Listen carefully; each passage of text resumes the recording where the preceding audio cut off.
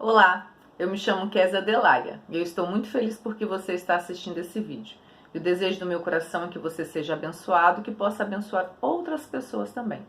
Hoje eu vou compartilhar a palavra com vocês que se encontra em 1 Reis, capítulo 21. Eu vou fazer um resumo da história do capítulo 21.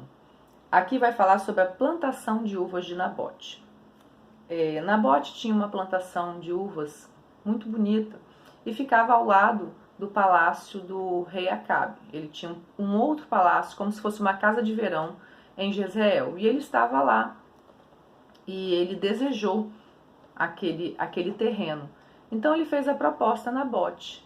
Ele pediu para que Nabote vendesse esse terreno para ele, ou ele trocaria por um lugar melhor, com a plantação de uvas melhor do que aquela. E Nabote respondeu assim: esta plantação de uvas é uma herança dos meus antepassados, respondeu Nabote. Que o Senhor Deus me livre de entregá-la ao Senhor. E aí Acabe foi para casa, aborrecido, triste, chateado, e foi para o quarto dele. E aí nós vamos entrar nessa história agora, a rainha Jezabel. Ela chegou no quarto e perguntou: o que você tem? O que está acontecendo? Ele foi para o quarto, ficou emburrado, não comeu, e aí ele respondeu o motivo, né? Eu queria comprar a plantação ao lado aqui, e Nabote disse que não venderia, porque Nabote ele não negociou aquilo que ele tinha recebido dos pais dele, e principalmente era uma terra em que o Senhor tinha dado para o povo de Israel, né? Havia repartido aquela terra. E Jezabel falou assim: levanta e vai reinar, se alegre, porque eu vou resolver essa situação. E aí entra Jezabel nessa história. Jezabel, ela conhecia as leis de Israel, então ela maquinou toda uma situação para que ela conseguisse ter essa plantação, esse terreno, né, para que Acabe ficasse satisfeito e fizesse a horta que ele tanto desejava. Então Jezabel, ela apregou um jejum em Jezreel e pediu para que trouxessem Nabote. Ela arrumou 2 testemunhas falsas, pagou para que eles testemunhassem contra Nabote. Ela também conhecia a lei, porque precisava de 2 testemunhas para que aquilo fosse realmente comprovado. E ela mandou cartas para os anciãos e para aquela região, para que houvesse esse jejum. E depois ela pediu para que trouxesse perante o povo Nabote. Então ela arquitetou toda uma situação. E ela também sabia que se houvesse blasfêmia contra Deus e contra o rei, aquela pessoa ela seria condenada à morte por apedrejamento. E assim ela arquitetou toda a situação. Aí ela chamou o povo, convidou Nabote para que Nabote fosse, e no momento ela disse, né, as testemunhas lá levantaram contra Nabote que ele havia blasfemado contra o rei e contra Deus. E qual era a sentença? A sentença era de morte por apedrejamento.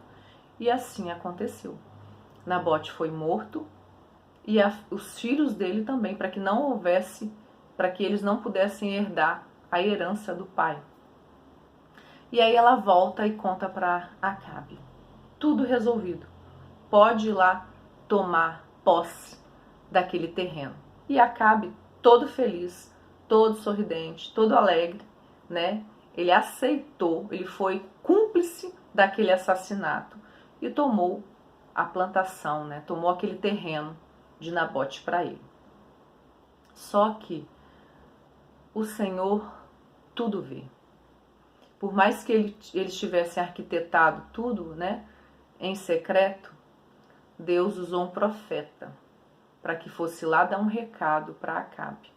E o profeta Elias foi aonde Acabe estava, no terreno de Nabote, e deu um recado para ele, que o Senhor viu o que eles haviam feito contra a vida de Nabote. E por causa disso, tanto Jezabel quanto Acabe, eles foram julgados e sentenciados à morte, e toda a família dele. E aí, aqui, Acabe, né, se rasga e fala assim: quando Elias acabou de falar, Acabe rasgou suas roupas, jogou-se longe e vestiu uma roupa de pano grosseiro. Ele não comia nada, dormia em cima de panos grosseiros e andava triste e abatido. Então o Senhor Deus disse ao profeta Elias: você viu como Acabe tem se humilhado diante de mim?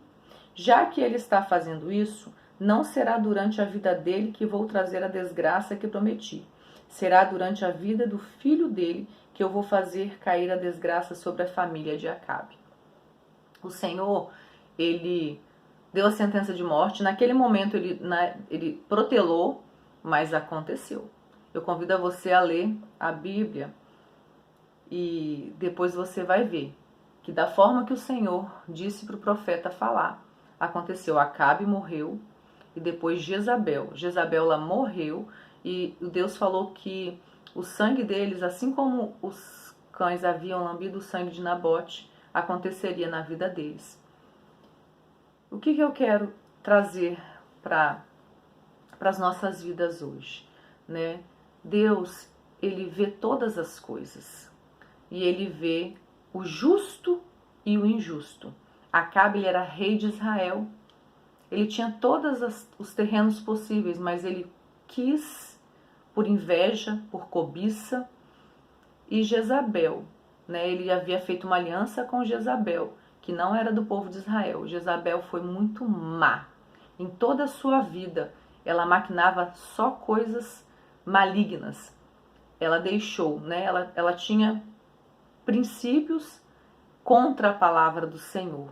E ela sempre buscava fazer tudo que não agradava ao coração do Senhor e Acabe deixava ser influenciado por ela. Como que está a sua vida e a minha vida, né? Como que nós temos visto tudo que tem acontecido ao nosso redor? Quais princípios você tem negociado? Você tem cumprido a palavra do Senhor ou tem chegado até você propostas que você tem deixado seus princípios de lado e tem negociado princípios, valores? A palavra nos deixa valores inegociáveis, nos deixa direcionamento para as nossas vidas, para o mundo. A Bíblia está posta para o mundo, para nós. Cabe a nós segui-la como princípios ou ouvir aquilo que tem acontecido ao nosso redor, né? Tantas coisas têm chegado para deturpar.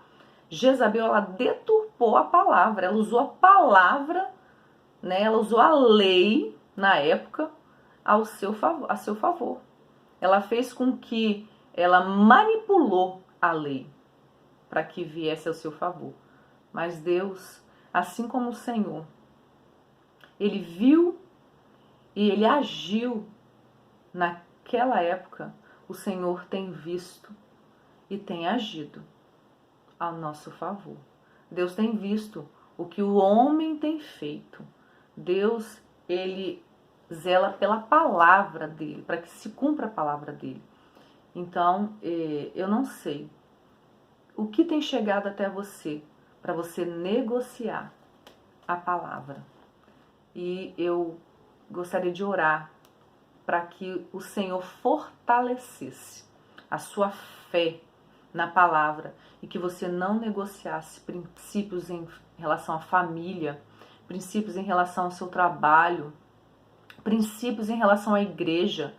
Tantas coisas nós temos visto, né, e ouvido que tem chegado, que tem deturpado. Usa a palavra, mas para deturpar.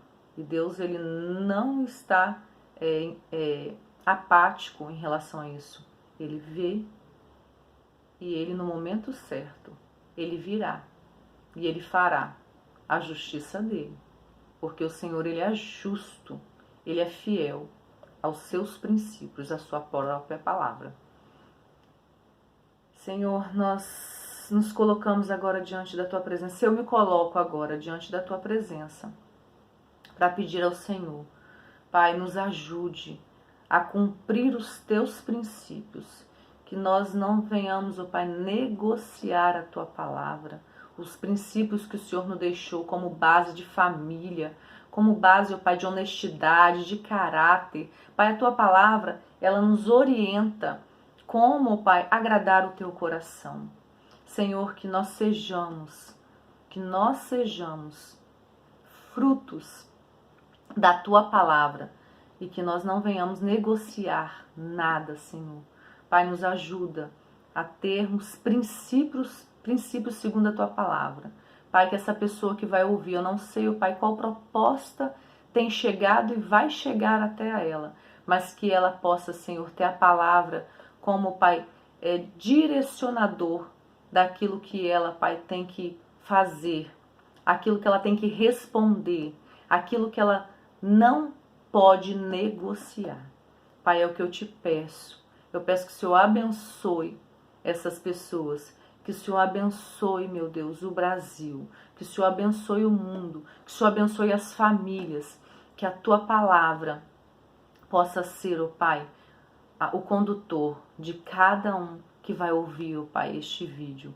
Papai, é o que eu te peço e te agradeço.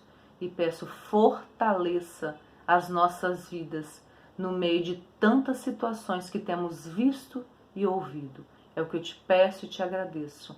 Em nome de Jesus. Amém. Que o Senhor possa te abençoar. Eu queria pedir para que você pudesse compartilhar esse vídeo, que é muito importante, curtir esse vídeo, que é muito importante também, que você possa se inscrever no canal. Se inscreva no canal e seja abençoado. Beijo no coração.